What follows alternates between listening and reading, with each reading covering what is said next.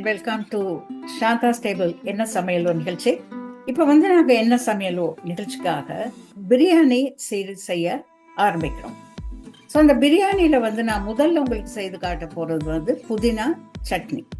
So இது என்ன புதினா சட்னி தானே, இது யாருக்கு செய்ய தெரியாது, இது ரொம்ப சிம்பிள் அப்படின்னு பலர் நினைக்கலாம். இது பலருக்கு தெரிஞ்ச ஒரு ரெசிபி தான். இருந்தாலுமே கூட ஒரு சீரீஸ்ன்னு சொல்லும் போது அதை நாங்கள் யூடியூப்ல பதிய வைக்கும் போது அது ஒரு முழு விஷயமாக இருந்தால் புதினா சட்னி செய்ய தெரியாதவங்க அதை பார்த்து கண்டிப்பாக கற்றுக்குவாங்க. இது ரொம்ப ஈஸியான விஷயம்தான். ஆனாலுமே கூட இது சின்ன பிள்ளைகளுக்கு என்னன்னா அந்த லம்ப் ரைஸ் செய்யும் போது அதில் ரொம்ப இன்ட்ரெஸ்ட் காட்டினவங்க யங் கேர்ள்ஸ், இளம் பிள்ளைகள் தான் ரொம்ப இன்ட்ரெஸ்ட் காட்டினாங்க. அவங்க தான் அதை செய்து எனக்கு படம் எல்லாம் எடுத்து அனுப்பியிருந்தாங்க. ஸோ அதை போல் சின்ன சின்ன விஷயங்களாக இருந்தாலும் கூட அதில் சில நுணுக்கங்கள் இருக்கும். ஸோ இது எல்லாத்தையும் நீங்கள் கற்றுக்கணும். தெரிஞ்சவங்களுக்கு ஓகே, தெரியாதவங்க இதை பார்த்து கற்றுக்கலாம். ஸோ இன்றைக்கி நாங்கள் செய்ய போகிறது புதினா சட்னி. ஸோ இந்த புதினா சட்னிக்கு நான் என்னுடைய கார்டனில் இருக்கிற புதினா தான் நான் எடுத்து உபயோகப்படுத்த போகிறேன். இது அந்த சின்ன குட்டி குட்டி ரவுண்ட் இருக்கிற அந்த புதினா.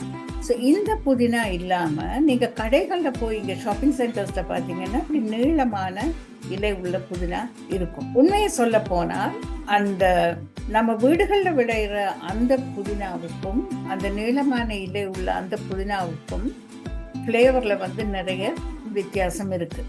ஸோ என்னை பொறுத்த அளவில் நான் என்ன சொல்லுவேன்னா, நீங்கள் அந்த கடையில் வாங்குகிற வசதி உங்களுக்கு இருந்ததுன்னா அந்த நீளமான இலை இருக்கிற அந்த புதினாவை நீங்கள் வாங்குங்க. இப்போ வீட்டில் நிறைய மற்ற புதினா இருந்தால் நீங்கள் கண்டிப்பாக அதை உபயோகப்படுத்தலாம்.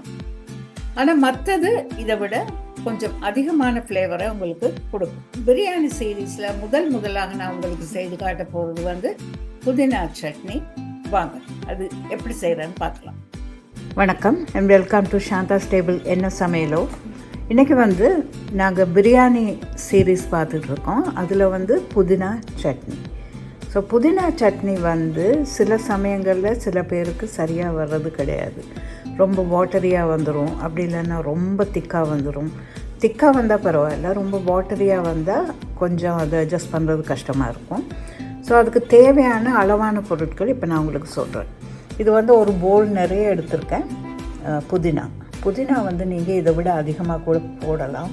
தேங்காய் துருவல் 200 கிராம் எடுத்திருக்கேன். அப்படி இல்லைன்னா ஒரு முழு தேங்காய் நீங்கள் எடுக்கலாம். அப்படி தேங்காய் ஃப்ரெஷ்ஷாக கிடைக்கலன்னா நீங்கள் டெசிகேட்டட் கோகோனட் 200 கிராம்ஸ் எடுத்து அதை தண்ணியில் மிக்ஸ் பண்ணி உபயோகப்படுத்தலாம். இது 2 பச்சை மிளகாய் எடுத்திருக்கேன். இது ரொம்ப காரம், அதனால் 2 எடுத்திருக்கேன். உங்களுடைய டேஸ்ட்டுக்கு தேவையான அளவு நீங்கள் பச்சை மிளகாய் உபயோகப்படுத்தலாம். உப்பு, பூண்டு ஒரு 4 பல் எடுத்திருக்கேன். இஞ்சி ஒரு 1 இன்ச் பீஸ். இது புளி நல்லா திக்காக கரைச்சிருக்கேன். இதுக்கு உப்பு உங்களுடைய டேஸ்ட்டுக்கு தான் நீங்கள் போடணும். 1 டீஸ்பூன் போடுங்க. போட்டு பார்த்துட்டு பத்தலைன்னா இன்னும் போடலாம். எல்லாத்தையும் ஒன்றா போட்டு அரைச்சிடலாம். தேங்காய்ல 200 கிராம்ஸ் இருக்கிறதால கொஞ்சம் தண்ணி விட்டு நீங்கள் அரைக்கணும். தண்ணி விடுறப்போ கொஞ்சம் கொஞ்சமாக, அதாவது 1 டேபிள் ஸ்பூன் 2 டேபிள் ஸ்பூன் அப்படி தண்ணி விட்டு, அது பத்தலைன்னா இன்னும் கொஞ்சம் தண்ணி விட்டு நீங்கள் அரைக்கலாம். புதினா சட்னி ரெடி ஆயிடுச்சு பாருங்கள். இதுக்கு இதுதான் பதம். பாருங்கள் இப்படி இருக்கணும். ரொம்ப தண்ணியாகவும் இல்லாமல் ரொம்ப கெட்டியாகவும் இல்லாமல் இப்படி இருந்தால் நல்லாயிருக்கும். ஸோ எல்லோரும் ட்ரை பண்ணி பாருங்கள். இது ரொம்ப ஈஸியான ரெசிபி, பலருக்கும் தெரிஞ்ச ஒரு ரெசிபி. இருந்தாலும் கூட இந்த சரியான பதம் எடுக்கிறதுக்காக தான் நான் இது இப்போ உங்களுக்கு செய்து காட்டுறேன். இங்கே பாருங்கள், புதினா உங்களுக்கு தேவையானப்போ அப்பப்போ கடைக்கெல்லாம் நீங்கள் ஓடிட்டு இருக்காதீங்க. ஏன்னா கடையில் புதினா சில சமயங்களில் ரொம்ப எக்ஸ்பென்சிவாக இருக்கும். ஸோ இது மாதிரி ஒரு ரெஜிஃபோம் பாக்ஸ் அப்படி இல்லைன்னா சாதாரண ஒரு தொட்டியில் கூட நீங்கள் இந்த புதினாவை நல்லா வளர்த்து எடுக்கலாம். நிறைய தண்ணி ஊற்றுங்க. நிறைய தண்ணி ஊற்றுனா இது நல்லா அடர்த்தியாக இப்படி வளரும். புதினா சட்னி செய்ய தெரியாதவங்க இப்போ கற்றுக்கிட்டு இருப்பீங்கன்னு நான் நினைக்கிறேன். இது ரொம்ப ஈஸியானது தான். இதில் ஒரு விஷயம் என்னென்னா, இப்போ சில சமயங்களில் நாங்கள் சட்னி செய்யும் போது வீட்டில் 2-3 பேர் தான் இருப்போம். அப்படி 2-3 பேராக நாங்கள் இருக்கும் போது சட்னி எதுவும் செய்யும் போது கொஞ்சம் மீதமாகும். அப்படி மீதமாகனா நீங்க என்ன செய்யணும்னா, அது ஒரு சின்ன கண்டெய்னர்ல போட்டு நீங்க அந்த டேட்டையும் போட்டு ஃப்ரீஸ் பண்ணிருங்க. இதை கூடவா ஃப்ரீஸ் பண்ணுவாங்கன்னு நீங்க நினைக்கலாம். ஆனால் இங்கெல்லாம் ஒரு சீசன்ல புதினாவே கிடைக்காது. அப்படிப்பட்ட காலங்கள்ல இந்த புதினா சட்னி ஃப்ரீசர்ல இருந்தா அது வந்து உங்களுக்கு நிச்சயமாக கை கொடுக்கும்.